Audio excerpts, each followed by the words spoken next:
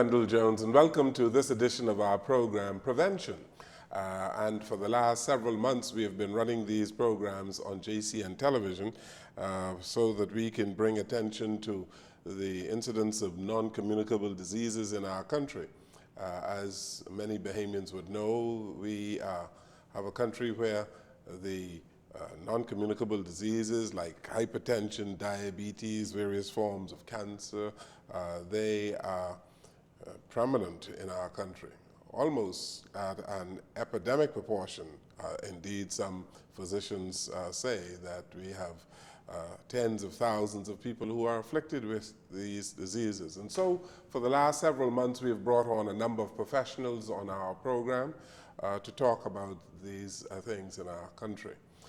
Here today is Jasmine Bain, who is a chef. She has been in the United States, Johnson & Wales, I believe, and working at various institutions. I can't remember all of her bio, but she is here today to speak about our diet and how we ought to care for ourselves. Jasmine Bain, welcome to the program. Welcome, Bahamas. Good afternoon. Good to see you. Good to see you as usual. Now, you are a wonderful chef, and just let me say at the beginning of this program that what she did for us one day is she made us a wonderful lemon meringue pie. She wants to put some weight on me, but we shared it. I just want you to know that we shared it with the staff. Tell us some more about yourself, how you got in to be a chef. After graduating from high school from St. Augustine's College, I actually passed my GCE in food and nutrition, and I didn't even study. And I always enjoyed cooking and baking, so I figured that's probably the area I should go into. But to be honest, I really wanted to be a police officer. But, yes, but my parents at the time, you know, they didn't really want me to go into that area. My grandmother wanted me to be a nurse, so a lot of persons wanted me to, you know, do different things, but I decided I was good at cooking, naturally good at cooking and baking, so that's the area I decided to venture into. I graduated from the Bahamas Hotel Training College, which is now College of the Bahamas, and then on to University of the Bahamas. And I did various courses abroad because my parents could not afford to send me to university at the time. So I've done various classes and certifications. And years later, I worked at Atlantis as a head pastry chef. I worked at the University of the Bahamas, formerly College of the Bahamas, as an adjunct faculty, meaning I taught, I was a lecturer in the area of baking and pastry making, cake decorating. So I always kept busy. I worked on various islands and keys, private yachts, all around. I'm all around. Is that right? Yeah, so I decided to go back to school after all these years. So presently, I'm a student at Johnson & Wales University in North Miami, pursuing my bachelor's in baking and pastry and food service management. For someone who is very health conscious, you know, you've gone into an area where people talk about pastries and the amount of sugar that people consume. You've gone into an area where people seek to avoid cakes and pastries. Why did you go into that? Well, I always enjoyed baking more than cooking, but I figured I like to experiment. And growing up, you know, we spent a lot of time out in the yard. So I always wondered, what could I do with this guava? What could I do with this dilly? What could I make from this? Something healthy. And sometimes, you know, through education, you learn how to put a twist on things. Now that we have the internet and we have more education, everything doesn't have to be necessarily that bad. You know, we could cut down on the amount of sugar that we use to bake with, or we can bake without certain items. So that's my venture right now. I'd like to give healthier options. It doesn't have to be a crisis where I can't have any sweets at all, because it's almost impossible in our society, in the Bahamian society, to get rid of sugar completely. And you want people to eat these things in moderation, eh? Yes, definitely moderation. Too much of anything is not good for you. And it's the time you eat things. If you're going to eat something sweet, it should maybe be during the day. That's when you're supposed to have your healthiest or heaviest meal. So you can, and then you'll be able to burn off the calories during the day. You're more physical, you're more active. Not late at night when you don't have time to burn those calories. Yeah. Let's talk about sugar. Yes. It's a killer. Sugar is a killer. Salt is a killer. Yes. Fat is a killer. It depends on, we have good and bad fats, but those are the main items that statistics and through research has found that sugar is really destroying us. Especially persons with diabetes. That's how come some persons develop the diabetes. Not from sugar alone, but that's one of the main causes. One of the main causes is sugar. Because of the glucose, and your body doesn't, the pancreas does not break down the sugars in the system. So it creates all kind of diseases and other problems in the body. And starch as well. Yeah, starch too. Starch converts to sugar. Yeah, everything can. Yeah, it's converts. Yes, and I mentioned starch because the flour that you would use as a pastry chef, there are many people who guard against glucose, and so when you are doing your various pastries, you take these things into consideration? Yes, it depends, I guess, on what the customer wants, but I try to steer them in the direction. Like you could have white flour versus almond flour. Almond is a nut, and it's a little bit healthier. And we have some flours, the healthier flours, that substitutes that we can use in that area to help reduce it. But like I said, everything, and then eating in smaller portions. A lot of times we were trained, even growing up, to eat until we feel full. Growing up, a big plate of food would be placed in front of us, and our parents or whomever fed us, you have to eat everything off the plate, whether you were full or not. And we were kind of force-fed, and that's why we have that mentality now that we have to eat until we feel full, but that's not how the system, your body was structured. The body wants to heal itself. It's a system to everything. And if we could just make the small adjustments, definitely, things could happen for us. Things could get better. I know it seems like a crisis now. I've listened to the latest statistics by Dr. Dwayne Sands. And we really, 75% of us are obese or overweight, and a large number of persons suffer from chronic diseases, such as hypertension, diabetes, etc. And it has been said that obesity is a disease. Yes, it is. People often say, how did they get there? But obesity and being overweight really, you have to check your BMI, body mass index, meaning your height supposed to go with a certain weight. And in NASA, we like to say, I'm not fat, I'm pleasantly plump. So if you're like 30 pounds over your average weight, or even more than that, you're obese. So that means we notice that it's happening now with children in the primary schools. Once again, we eat the wrong foods. We eat the wrong time, we eat the wrong foods, we eat too much of the bad foods. And all of that over the years, it complicates things. It makes things really, really worse. And as for children, they crave these sweet items. Yes. Cakes and pastries and candies. And so what advice do you give to parents, a pastry chef? What advice do you give to parents? Parents, I think it starts very early on with kids.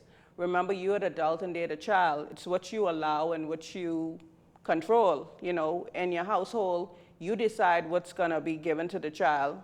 So it starts very, very early from their toddlers. You start to get them used to eating vegetables. We start out with mashed potatoes sometimes, but if we grind up the carrots, puree it, I would say, start feeding them, they will acquire the taste of it. But then a lot of times when the child starts to cry, we said, give them a candy, give them ice cream, give them, something. So they're trained from early on. So it's difficult for them to break that habit as they grow older. But if you start with good habits, and then too, not just the children, the parents, the entire household is structured. when we were growing up, I keep saying when we were growing up, you know, our parents, we didn't eat out often. If you got treated to McDonald's, it was once a week, every 2 weeks, it was a treat. We had home cooked meals, and we had dessert afterward, and we didn't snack so much. You know, every minute now, kids, oh, I want a snack, I'm hungry. We didn't have that. When we were hungry, we had like basic 3 meals a day, and then we would, if we wanted something, we would probably go outside. There's a fruit trees. We had a lot of fruit trees, so you would get some tamarind or sugar apple. That's your snack. That's your fruit, and those were healthier. You know, we were healthier then. Yeah.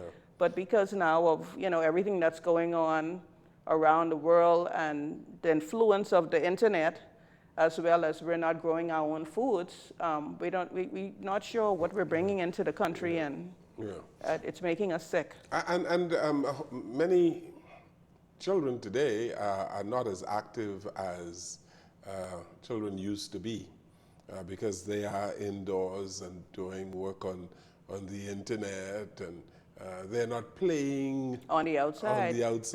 As they used to.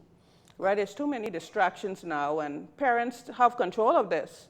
You know, you can tell your child, look, you'll only spend an hour on the tablet now. Let's go outside, and they have to be active too. Most parents want to stay inside too. It's too hot out there, it's this and that. But like I say, kids follow what adults do. I'm sure if the adults or their parents, let's go for an evening walk, or they go for exercise on the park, and there's a little playground, the child could be running around playing. I watch that happen now. A lot of kids on the park where I go in the mornings for morning walk or exercise. The kids in the evenings, I notice, they're happy. You know, they're really, really happy. They don't really want to be on those tablets and those cell phones and gadgets. They really like outdoors. Mm-hmm. If you put them in that environment, they like the beach. You rarely find kids that say, no, I don't want to go to the park, if you gave them a choice. So like I said, the parents control the atmosphere, but they themselves have to be an example and want to do the same thing. Many parents want to live a sedentary kind of lifestyle. Yeah, sedentary life. They don't want to move. And so exercise is extremely important, not only for children, but for adults as well. I saw this 100-year-old lady on the TV, on a foreign channel, and they asked her, she lived to be 100. What are some of the things she did? And one of the things that stuck out with me, she said, keep moving. And she was right. Mm-hmm. They're active. You have to keep moving. You just don't sit around, because your muscles tend to tense up, and you end up with all kind of issues. But if you keep moving, some form of exercise is better than none. I always say that. Yes. Some persons say, I can't do anything. You might be home, whether it's 15 minutes, just stretching and doing a few minor things that could help. I've been doing these programs long enough to have a good idea on what to do and what not to do. Right. And many physicians talk about inflammation right. in your system. And there are various foods that would cause inflammation. Some people get inflammation from eating dairy products, yes? Yes, dairy products and fat, like fatty foods and fat, oils and unhealthy oils and fat. A lot of that happens. And what persons need to do about that. Another thing too, this was linked recently, if you do the research, we are basically dehydrated. We lose about 16 ounces of water doing nothing all day. I mean, whether we sweat, we lose that, and we don't get enough back. It's like putting oil in a car to run the engine. So a lot of times the joints, the arthritis, and all those other diseases that we have, where we lack nutrients, we lack vitamin and nutrients, and we lack water. We're basically dehydrated. We don't drink enough water. We drink sodas or juice or something else, but nothing takes the place of water. There are very few people who drink 8 glasses a day. Well, yes, very few people do that, and it's when you drink it and how you drink it. I found out recently, I took a course with Uchee Pines. They were here in the Bahamas. And with Dr. Mark Sandoval, and it was amazing. Although I studied obesity, I studied this and that, but to hear some of the research that they did and how the body works, the body is designed to heal itself. So what I've done, I struggled with diabetes for a few years, and I'm happy to say that I'm doing really, really well now. I'm off insulin. Very good. And I've lost like 15 pounds over the past 2.5 months by doing simple things. How do you think you got diabetes in the first place? Well, it could be a number of things. It could be genetics. It could be stress related. Over the years, I had a very stressful job. In management, it's always stressful. Lack of sleep, sleeping properly, like getting the average 7 to 8 hours sleep each night. And, or I think maybe poor eating habits. It did not just happen overnight, it happened over a period of time, but I was really surprised that I ended up, I know my grandparents had that, but I used to be an athlete, I used to be active, and I said, well, why did this happen? I wasn't a bad person, I don't drink, I don't smoke. You were eating a lot of sweets. No, I still never used to eat a lot of sweets then, but it must have been something I was doing that wasn't, like I said, to cause me to be in the position I was at. And I think I was diagnosed late. Had I known earlier, I remember when I was in my 20s, my doctor, all she said was that, oh, your glucose level is kind of high. You need to cut back on sugars. Now, sugars could be a drink. It could be a number of things, not candy or direct like that. But that's all she said. So back then, we didn't have the internet where you can go now and research. If you have an issue, you could research anything now and get the information that you need. But I had no idea. So I went undiagnosed for a number of years. And then when I found out, I was already at a bad stage, But I found out there's... To the point where you needed insulin? Yes, I had an injury, and that caused me not to be able to be physically able to exercise. I see. Because I find that when I was doing everything, I was pretty much okay just on the tablets. But it became a point in time I got really, really sick.